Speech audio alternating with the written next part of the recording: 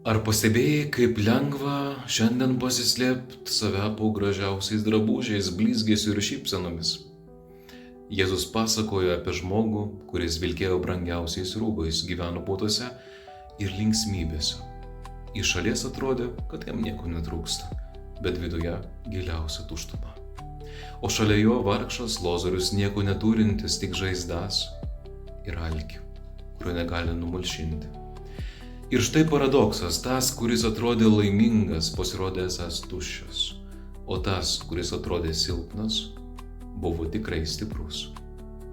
Evangelija lygtais klausia manęs ir tavęs, ar mano džiaugsmas remiasi tik šventimu, išvaizda ir turtais, ar jis kyla iš santykio su Dievu, kuris vienintelis gali užpildyti širdies tuštumą.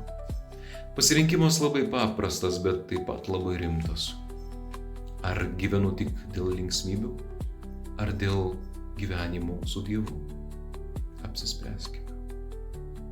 Palaimintos dienos.